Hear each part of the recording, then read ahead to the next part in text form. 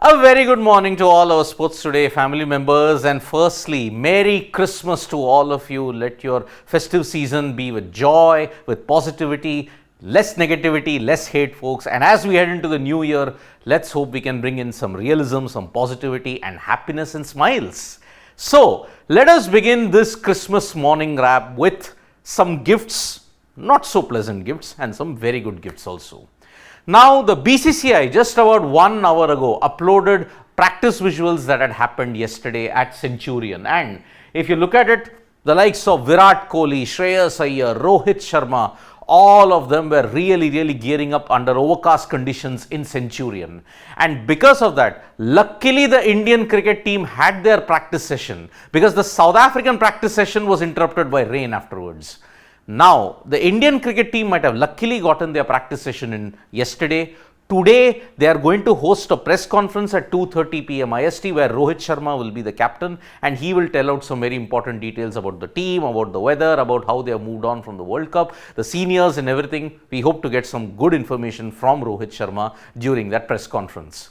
But as far as the weather is concerned in Centurion for the opening days of the Boxing Day Test match between India and South Africa, you remember this particular visual that came in 2010? The India versus South Africa first test in 2010 saw this very strange contraption. What happened was, the outfield, if you look at it, the square was covered, and overhead you had a tent, you had some blowers and heaters so that the water would not seep in. And because of this, now that is the weather forecast, folks. In Centurion, on 26th and 27th, the weather is absolutely bad. You will be lucky to get in some few overs on the 27th, and 26th it's looking very bleak indeed. But on 28th, 29th and 30th, the weather is absolutely fine. So, the first 2 days of the Centurion Test match, the Boxing Day Test match, is getting impacted by rain. On 28th, 29th and 30th, you will get clear weather and you will see action, but whether it will be enough for a result, we don't know. Remember, India in the past, 2010, they lost in Centurion. In 2021, they won in Centurion. They lost in 2017 also in Centurion. And that's why in this particular test match, India will be aiming to ensure that they get the better of the conditions and take a 1-0 lead. Because remember, if this test match is washed out and it's a draw, then it is all to play for. It's do or die at Cape Town on New Year's Day, 3rd and 7th, that test match. The playing 11s, if you have to look at it, the 12-man squads for Pakistan and Australia have been announced ahead of the Boxing Day Test. Remember, if Centurion is hosting a Boxing Day Test, the traditional Boxing Day Test has been held at the MCG. And on 26th, Australia will take on Pakistan for the second Test match. Mohammad Rizwan is in, and that means Sarfaraz is gone. Sarfaraz endured a very lean run in that Perth Test match, and that's why Sarfaraz goes and Mohammad Rizwan is in. But for Australia, it's an unchanged team.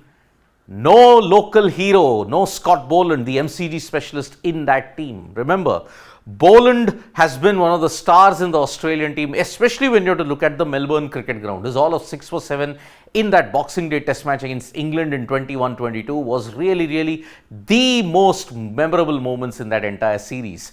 And when you look at Scott Boland, you'll feel rather unlucky. After the baseballing he got against England, you'll feel that maybe he's slightly low on confidence. But remember, Australia will play one more test after that in Sydney, and then they will play 2 more against the West Indies and 2 against New Zealand away. So maybe Scott Boland will have a role in the West Indies and the New Zealand tests, probably. Australia will be aiming to win all the remaining 6 tests so that they stay in contention for the World Test Championship final. Remember, this series plus the West Indies series and the New Zealand away will mean that Australia would have completed 4 out of the 6 series that is there.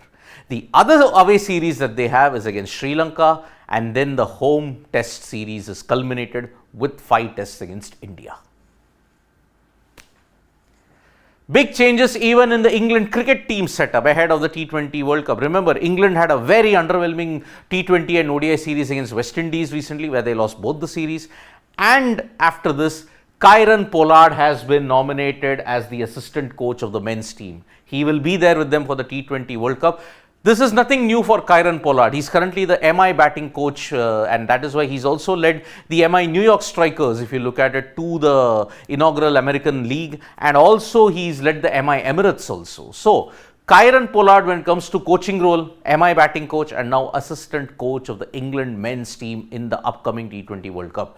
Can England's fortunes take a big hike? Because remember, last couple of months, ever since the New Zealand series, the World Cup and now the West Indies series, there has been a massive dip in form. So England will be praying that Pollard and all the others, they get back to form and ensure England do well. But their problems are not easing out because they're coming to India for 5 tests. What next now for the WFI?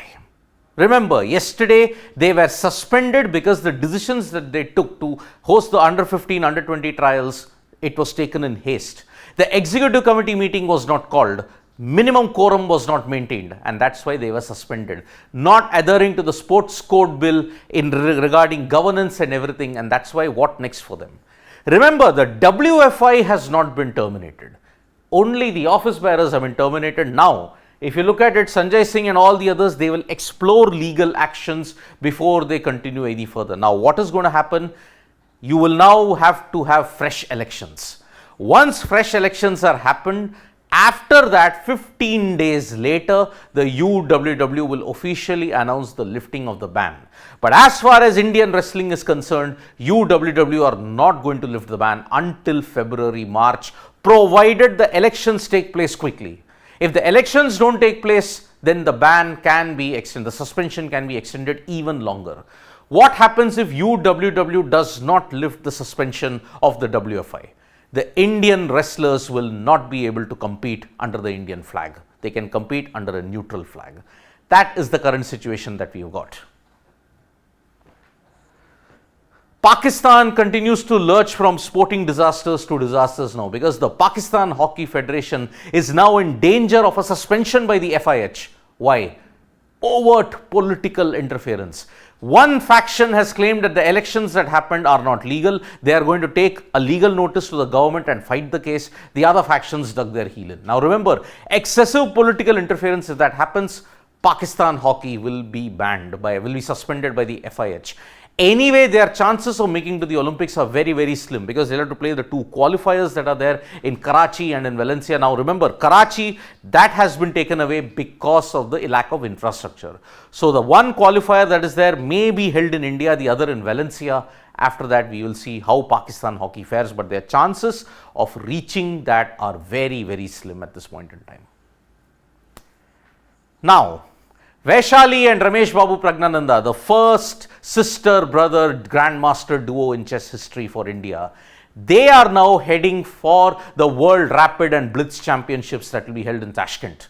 Now remember, that particular tournament has not got that much of importance for them. They will be participating in it for the first time.